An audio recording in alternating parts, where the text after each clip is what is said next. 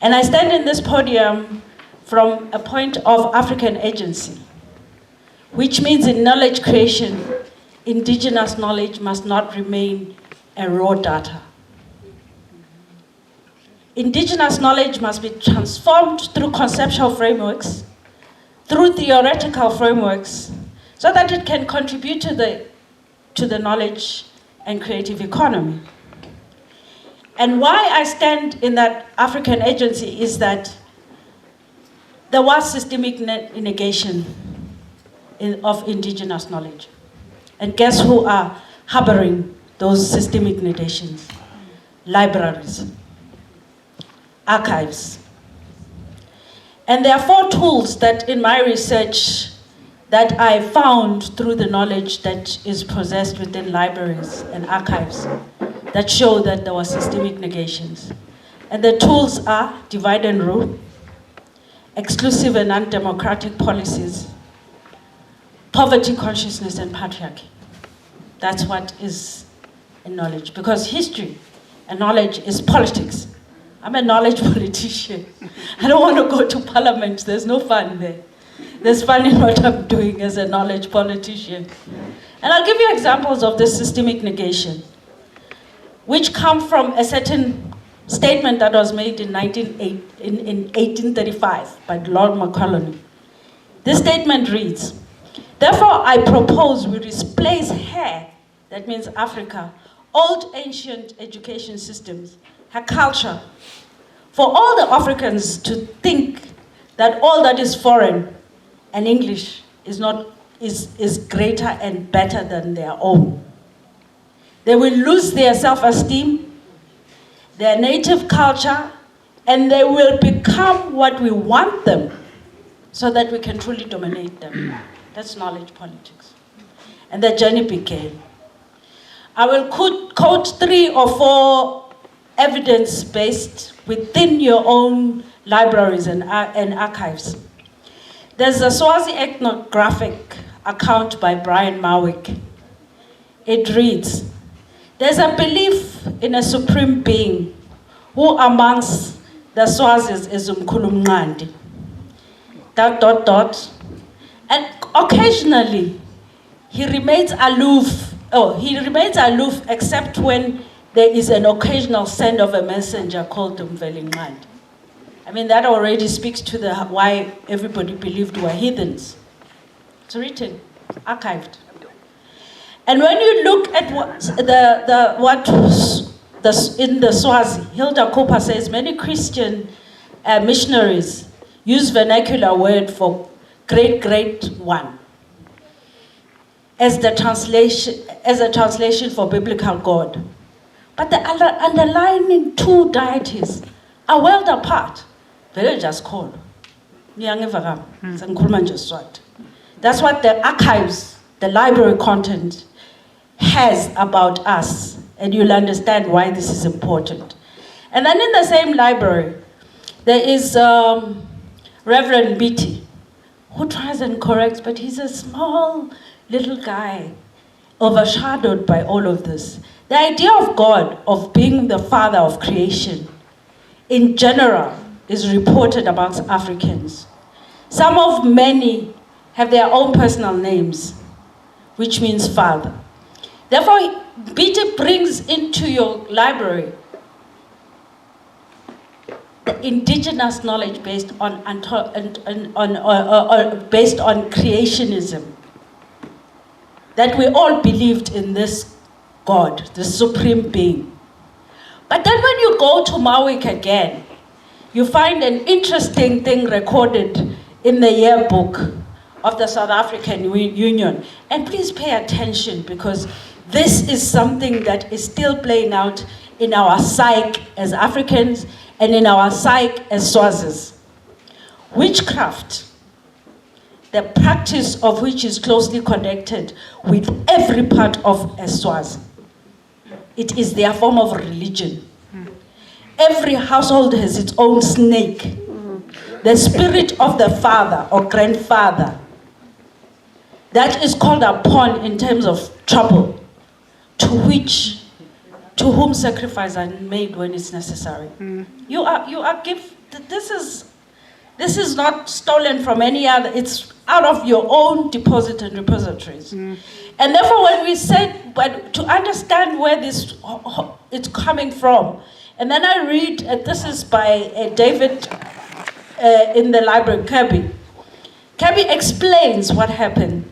He says, European ethnocentricity views its own culture and measures civilization by the standard of which all other cultures are judged as inferior.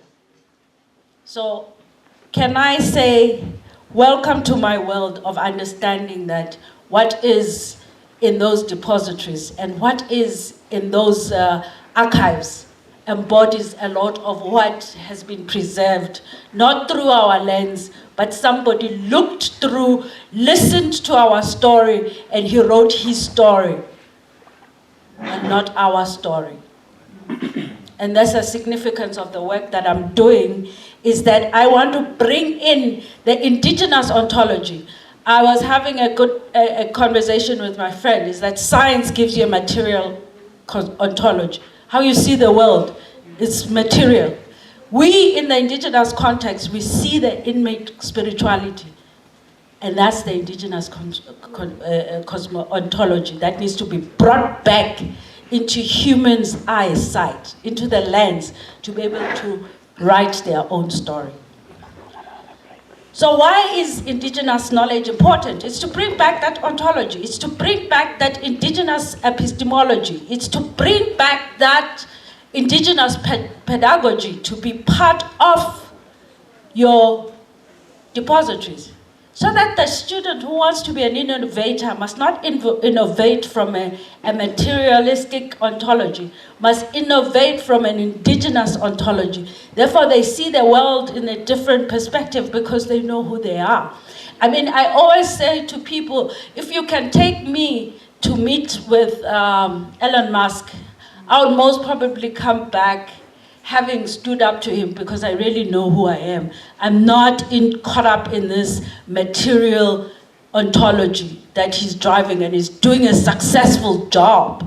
But if we were to take some people, they'll sell half of Swaziland because they're so mesmerized by their ontology. You get what I mean? It's not an attitude, it's a lens. It's a way of viewing the world such that you do not sell your soul. And that's what needs to be in those repositories. So how do we get there? We have to decolonize them. What do I mean by decolonizing? I'm doing colonialism in documents. Seeking, and we need to also indigenize them by seeking complementarity. The presentation of knowledge must be parallel with who we are.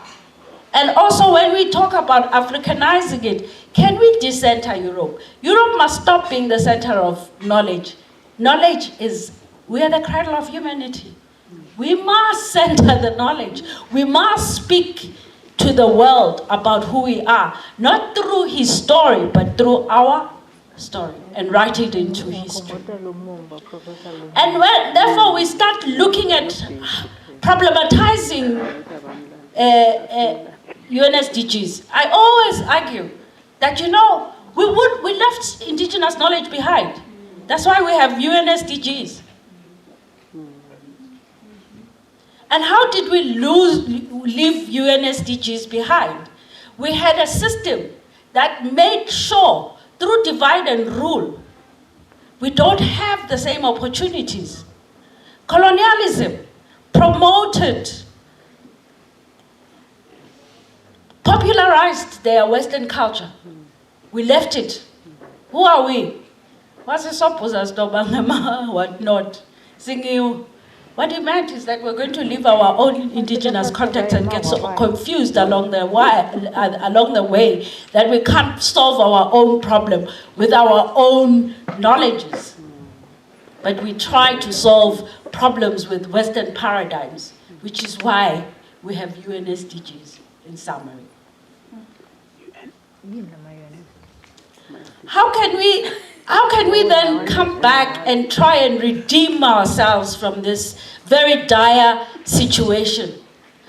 I categorize UNSDGs into 4 categories. brought and bring them home. Everybody has presented each one. And as they were presenting, I was like, okay, let me erase all, let me not rename what has been named.